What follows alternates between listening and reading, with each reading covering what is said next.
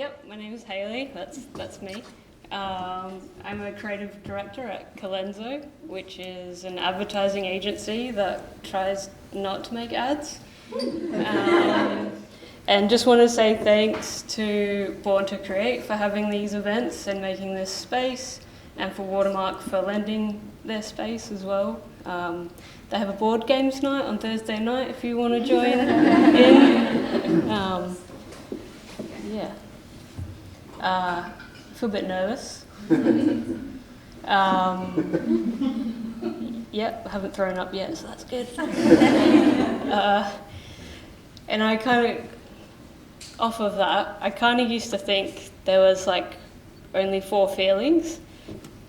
I was either happy, angry, sad, or like fearful, until someone introduced me to this thing called the Wheel of Feelings, and I realized there was like 7 more. Like, so I had 4 out of 7. That's pretty good. And then today I sat down and circled how I was like feeling. I was like happy.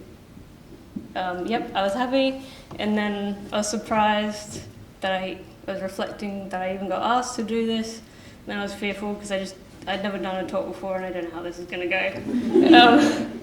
And then in this wheel, there's this whole other section, and I sat down and circled some more things.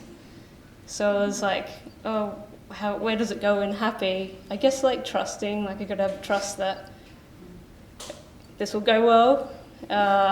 And then playful, because it should be fun. It shouldn't feel like a chore.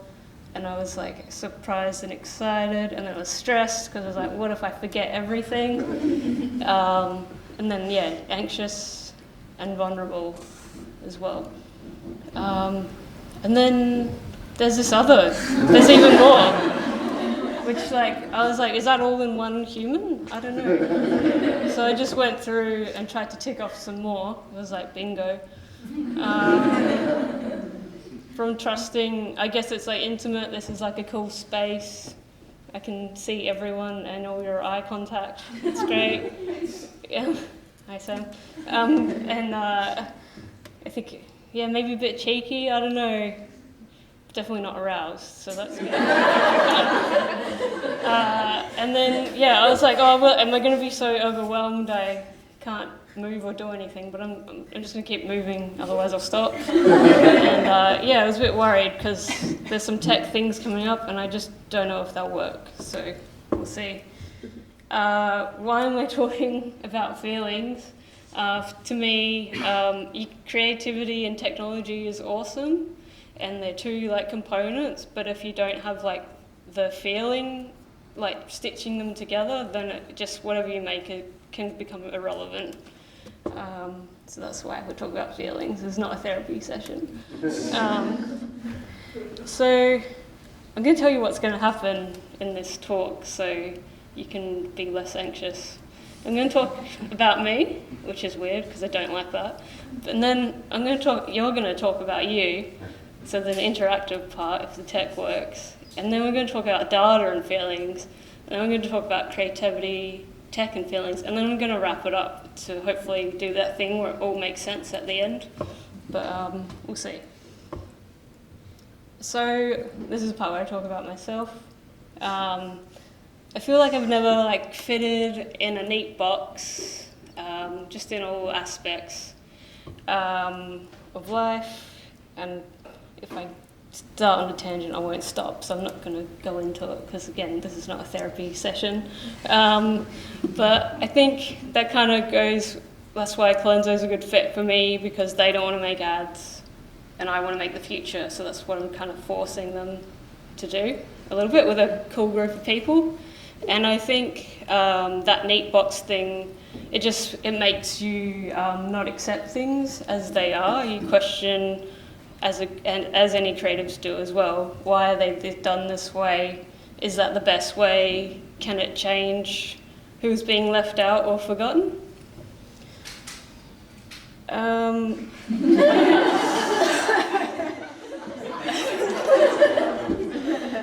Some human things about me, just so like you have some empathy towards me. This is what this slide is all about. I was born 11 weeks premature, so I'm like an accidental Scorpio. It really messes up my star sign. I'm part of the rainbow community. My pronouns are they, them. A little fact, my partner and I used to live on the same streets as kids and just didn't know it. And then we met at a supermarket like years and years later and been together like 13-ish years. I'm scared of zombies. I'm okay with coriander going extinct. I know that's like a divide in the room probably. Yeah, and I love playing football. So this is the part about you, and we'll see if this tech works. How are you feeling? So I just need you to get out your phones. I need you just scan this giant QR code. And if you can't scan it, you can go to a website.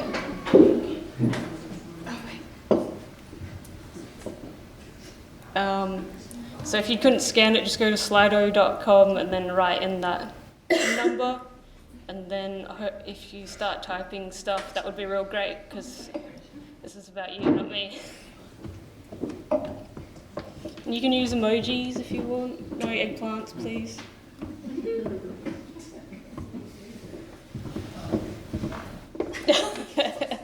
The person next to me smells. I'm sorry, hope it's not me. Excited.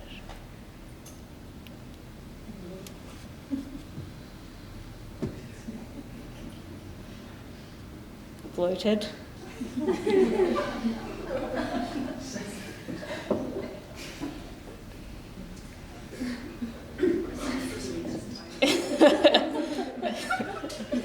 Yeah, I'm glad we're getting the vibe of the room. I'm going to move on because I've forgotten the whole point of that part. But yeah, I'm glad you're all feeling good. So now we have a shared connection, and I don't feel so alone up here because you've shared something, I've shared something. We're sort of even. We'll even it up later on. But I just wanted you to introduce someone. I found out about this person a few weeks ago, and I realised that they've had an impact on my whole life and your whole lives as well. This is called Reference Man. Reference Man is used in lots of things. He's 1.7 metres tall, he's about 25 to 30 years old, male, 70 kilos, Pakeha, and he was first introduced in 1975 to simplify calculations for radiation exposure. But he soon became just the default model in lots of other things, so like nutrition, toxicology, population, other long words like that. Yeah, and then some examples of how that affects us, like still today, is like voice recognition. It often works better when you have a lower voice because that's what it's been trained on. And when I think they've updated this now, but when Siri first was launched, it could help you with a heart attack. But if you were like, hey Siri, I've been raped, it would say, I don't know what you mean, and it wouldn't help call the police or anything. But if you have a heart attack, you're fine. Medicine amounts are often just guess on male biology because female is too varied, is what they say. Gym equipment is calculated for how the male body burns calories, and it's not programmed to, Fitbits aren't programmed to count houseworkers' steps and stuff. I guess even like looking around in a kitchen, like why the shelves so high and why the benches so high and why the cupboards so high, it's because they've been calculated for one default person. And there's heaps of other examples out there. So this is the default. You're able-bodied, you're straight, you're white, you're male. and the systems are designed on that. But the thing is, we can fix that. We can help diversify that. One of these again. I was just going to be like, how do you feel about this reference, man? And how much it's impacted. If you get your phones out again.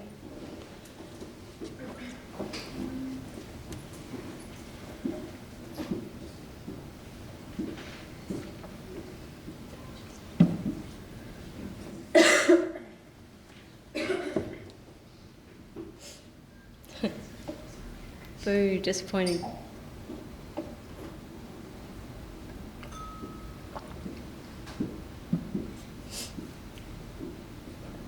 Let down, annoyed, misrepresented. Yeah, so not great. And this is kind of how I was surprised to come across this. I was confused and perplexed. Kind of felt rejected, and a bit sad and all these other things. Now that I've got this wheel of feelings, I can deep dive into that. So human prejudices make their way into the data collection systems, and then that makes their systems biased. And if you're collecting that data, it's inaccurate, and then your interaction with your audience is inaccurate. So that sounds bad. So this is my example. When I come across forms and they have male, female, sometimes other, it means I'm forced to just quit that app or website, or reach out to them and go through that process of asking them to add more options. Or I just have to misgender myself because I don't fit in either of those boxes. And so this is what gender data often looks like. These two options, and then other, and the other and gender diverse, you could be like, yeah, you're doing something, but when you're collecting that data, what does it tell you about that person? It doesn't tell you anything. It's kind of like wasting everyone's time. It's like a half effort. It's a bit of a cop-out, essentially. It's a bit like microdose suffering. Like you have these things, like I've had these things happen in my life where like going to the public bathroom is scary because I've had people yell at me because they think I should be in a different bathroom. Or Christmas time when my partner's introduced as like, this is my friend, this is Haylie's friend. It's like annoying again. And then hospitals, like blood, I had to get blood tests recently, my partner and I, and they just didn't have a box for same-sex couples, so I got my medical information went under male, and then I just created a whole confusion with all the doctors and nurses and everyone and how much whatever they give me and stuff. So it's like it gets dangerous with different things. If the data is inclusive, in green, that's how I feel, so happy, surprised, because it doesn't happen that often. Accepted and optimistic, and then if it doesn't happen, I feel kind of lonely or disappointed or rejected and all those things. And some people might say, oh, it's just box, like get over it. It's just this little box, it doesn't matter, it doesn't affect anything. But we know that it does. So it impacts physical spaces, product innovation, customer experience, just all these, everything. It's not just like signs on the toilets kind of thing. It means nothing is designed for you, with you in mind. But when I come across a form and it's got these few extra boxes or an open field, that makes a huge difference, and I can just like get on with my day like everyone else. So what if we use creativity and tech to help everyone be seen? Like that sounds like a good idea. So I'm just going to touch on this project briefly. It was a project at Colenso, and a bunch of you in the room worked on it, and we worked on it for 2 years, and it was an awesome project, and everyone was so passionate and wanted to make it happen. So it's called Beyond Binary Code. rewriting the internet to be more gender inclusive, and I'm just going to show you a video because that does a better job than me of explaining it. If you've never questioned your gender, you probably don't notice how often you get gendered online.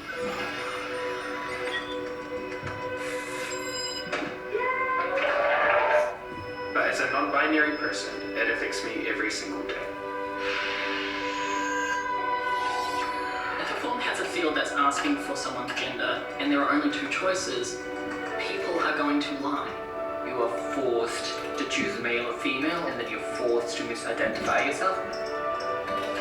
If our data footprints don't reflect who we are, we're forced to go invisible. That means every moment of our digital lives is created without us in mind. Being misgendered makes me feel fuck 'em up. It makes me feel shame. It can feel really lonely. Beyond Binary is a piece of code that can be added to any website, rewriting the internet to be more inclusive. Co-created with rainbow communities, it helps companies know when and how to ask for gender information. It gives businesses true data on their customers. Opening space for people like me.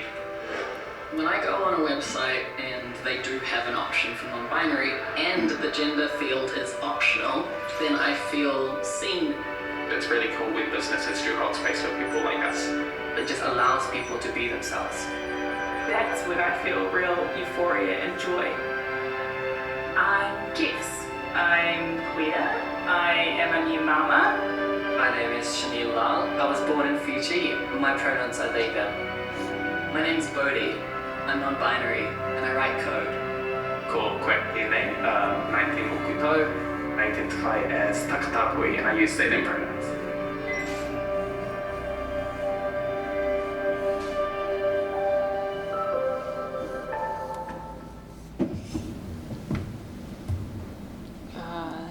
Yeah.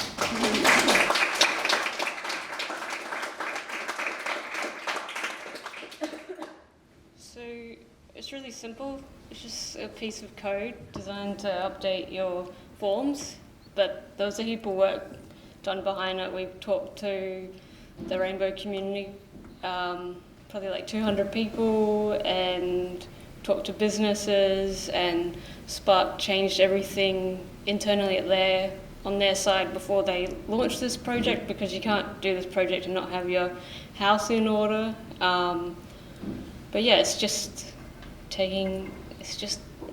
not that hard to do this. Yeah, but some people might be like, but that's like a minority group, you know, we don't deal with those kind of people, that's a small group. Oh, they're small. And yeah, the word minority has minor in it, so yes, it sounds small. And it's a small number, a part of a number representing like just less than half, which is, when you stop and think about it, that could be 49%, that could be 30%, that could be 15%. That sounds like a big number for a minority. Oh yeah, this guy again. So, yeah, are we just designing for this guy? Maybe he needs a better name to reference man. But what if we flipped it? What if we called it major minority? A super powerful group of people who make up less than half of the group. Like, I made this word up, but I think it will catch on. We can start here. I think it could be a thing. I'm almost done also, by the way, just so you know. See, the wrap it up thing is highlighted now. So inclusive data collection and design benefits everyone. Here are a few examples. Closed captioning. Yes, it's for people who are hard of hearing, but if you're in, like, I don't know, you look like loud sports bar people, it could be useful for when you're watching your game. Or curbed ramps. They're good for wheelchairs, but they also benefit parents with strollers, joggers, cyclists. Remote controls for TVs. People with restricted movements, but also lets us relax on the couch. So there's all these things that came about for these minorities, have benefited everyone. Here's my final point. Everyone has a responsibility to great finish. Everyone has a responsibility to represent everyone. I mean, why wouldn't you? Don't you want everyone to? Anyway, I've made my point. I'm going to stop. This is how I'm feeling. I guess I made it to the end. I'm not going to, let's just get over this, Will. There's too much stuff. Thank you. Thanks.